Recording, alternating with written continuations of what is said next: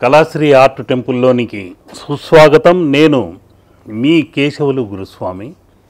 ఈరోజు ఒక ముఖ్యమైన విశేషాన్ని, అతి పవిత్రమైన విషయాన్ని, అష్టలక్ష్మి కరుణా కటాక్ష వీక్షణము కలిగించే విషయాన్ని, ఆయురారోగ్య భోగభాగ్యములని కలిగించే అత్యద్భుతమైన ఒక పవిత్ర రోజును గురించి, అన్ని విషయములలో మర్మములను గురించి, అనేక రకములైన తత్వములను గురించి జోడించి క్రోడీకరించి సంఖ్య ప్రకారము, తిథి ప్రకారము, తేదీ ప్రకారము ఆ అనుగ్రహ శక్తి కల ఒక అద్భుతమైన దినమును గురించి మీకు చెప్పాలి. సంఖ్య ప్రకారం అంటే 6వ తారీఖున ఏకాదశి ఉన్న రోజున, శుక్రవారము రోజున హస్త నక్షత్రయుక్తంగా అత్యద్భుతమైన ఒక తిథిగా మనకు ఆనందదాయకమైన, లక్ష్మీకరమైన, శుభకరమైన,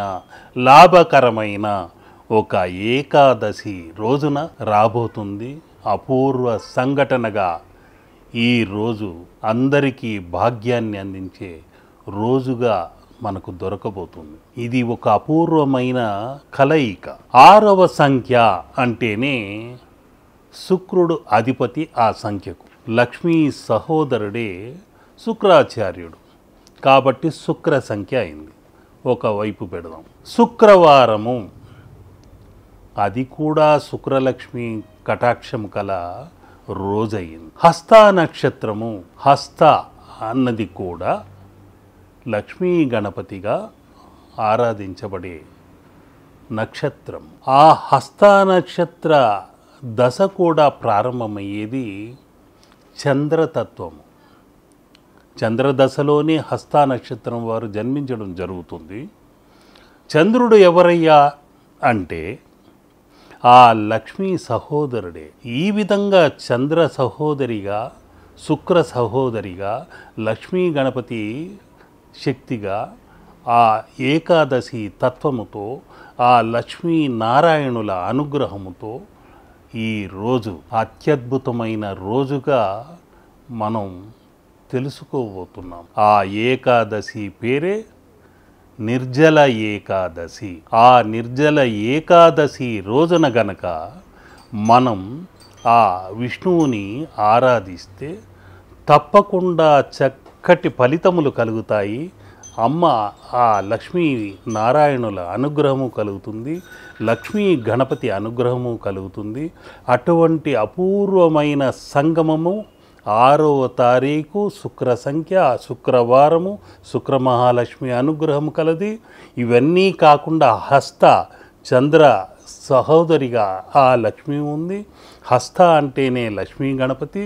ఇవన్నీ కలగలిపి ఈ నిర్జల ఏకాదశి వస్తుంది.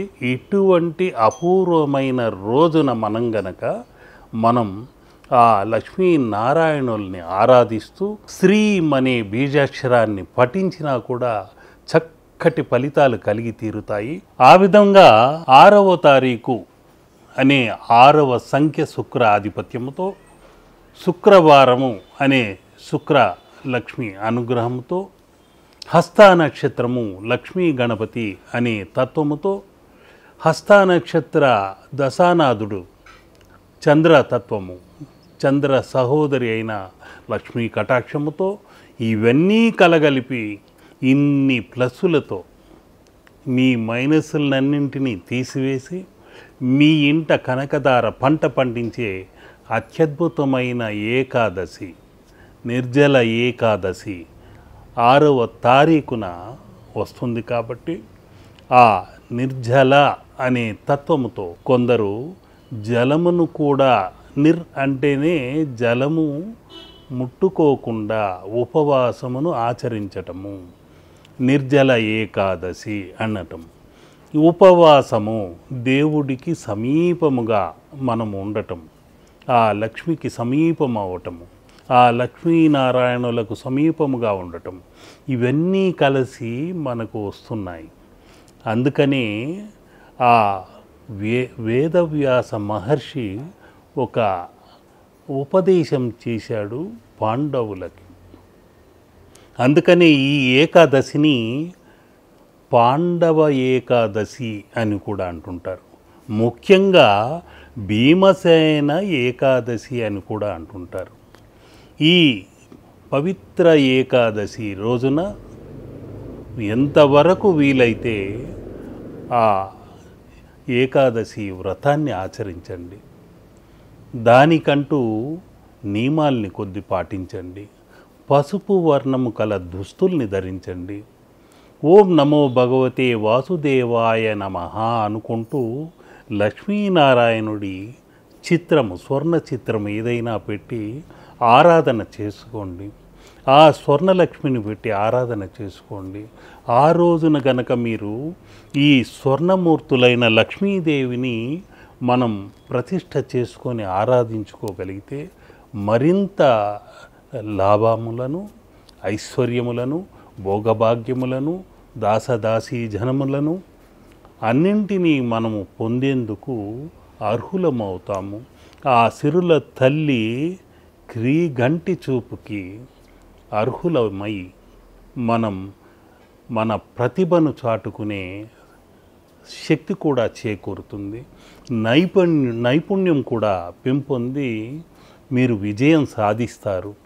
అటువంటి అతి పవిత్రమైన శక్తి కలదే ఈ ఏకాదశి.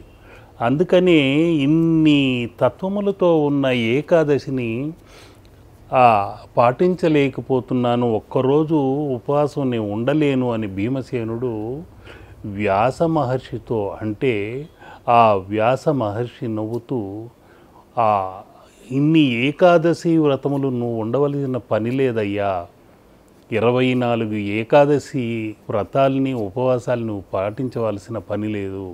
ఒక్క నిర్జల ఏకాదశి రోజున మాత్రం జలము అనే ఎంగిలిని కూడా మింగకుండా ఉండగలిగితే ఆ సంవత్సరం పాటు ఏకాదశుల వ్రతం చేసినట్టే నీకు.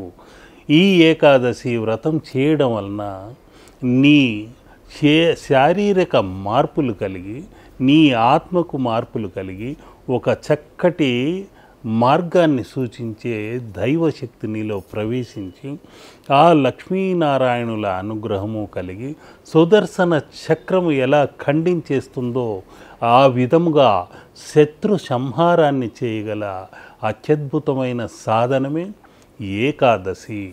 ఆ సుదర్శన అనుగ్రహము కలిగేదే, ఆ సుదర్శనము, మంచి దర్శనము కలిగించుకునేదే ఈ నిర్జల ఏకాదశి. ఆ రోజున మనం ఎటువంటి ఆహారము తీసుకోకుండా వీలైనంత వరకు ఆచరించవచ్చు. ఇది ఆరోగ్యకరంగా ఉన్నవారికి మాత్రమే. వయోవృద్ధులు, కొద్ది వ్యాధులు ఉన్నవారు, టాబ్లెట్స్ తీసుకుంటున్నవారు, ఇటువంటి వారు వీలైనంత వరకు ఎక్కువ సాహసం చేయకండి. ఈ నిర్జల ఏకాదశిని పాటిస్తూ ఈ పాండవ ఏకాదశిని, ఈ నిర్జల ఏకాదశిని, ఈ భీమసేన ఏకాదశిని ఆచరించి చూడండి. తప్పకుండా తులసి పూజ చేసుకోండి. అదేవిధంగా విష్ణువుకు జలాభిషేకం చేయండి. సూర్యుడికి ఆర్ఘ్యం ఇవ్వండి. ఆ సూర్యనారాయణుడైనా లక్ష్మీనారాయణుడైనా తప్పకుండా మిమ్మల్ని కరుణించి తీరుతాడు. అన్నింటా మీకు విజయం చేకూరుతుంది. ఈ ఏకాదశి అతి ముఖ్యమైన రోజును సద్వినియోగం చేసుకోండి. మీ ఇంటిని శుభ్రపరిచి ముందు రోజే ఈ వ్రతానికి కావలసిన ఏర్పాట్లు దశమి రోజే ప్రారంభించుకోండి. ముందు రోజు కూడా దుంపలు అవి తినకుండా, వెల్లుల్లి ఉల్లి వాడకుండా, ఎటువంటి శక్తివంతమైన దుంపలు లేకుంటే ఇంకేదైనా మత్తు పదార్థములు, మద్యము, మాంసము ఇటువంటివన్నీ తాగకుండా దశమి నుండే ఉండాలి. ఏకాదశి రోజు పరిపూర్ణమైన ఒక తెల్లటి పేపర్లా మీరు ఉండాల్సి వస్తుంది. ధ్యానం చేసుకుంటూ ఆ రోజంతా విష్ణునామ సంకీర్తనము చేసుకోండి. విష్ణు సహస్రనామం కూడా పఠించుకోవచ్చు. ఆ మనోనేత్రంలో, మీ మనోదర్పణంలో ఆ లక్ష్మీనారాయణులు పాల కడలిలో ఉన్నట్టు ఊహించుకుంటూ ఆ తల్లిని వేడుకోండి, లక్ష్మీ కటాక్షం కలగాలని కోరుకోండి. తప్పకుండా తులసి ఆకులతోనూ తులసి పూజ చేసుకోండి. విష్ణువుకి, లక్ష్మికి అన్నింటా మీకు తప్పకుండా అనుగ్రహం కలిగి తీరుతుంది. ఆ రోజు వీలైనంత వరకు వ్యాస మహర్షిని కూడా పూజించండి. ఎందుకంటే ఈ వ్రత విధానము ఉపదేశించింది భీమసేనుడికి, పాండవులకి ఆ వ్యాస మహర్షే. కాబట్టి అటువంటి పవిత్రమైన దినమున గురువు యొక్క అనుగ్రహం కూడా పొందాలి. కాబట్టి వ్యాస మహర్షిని కూడా పూజించండి. చక్కటి ఫలితాలు మీకు అంది తీరుతుంది. లోకా సమస్త సుఖినో భవంతు. ఓం శ్రీమాత్రే కమలాత్మికయై నమః. శుభం శుభం శుభం.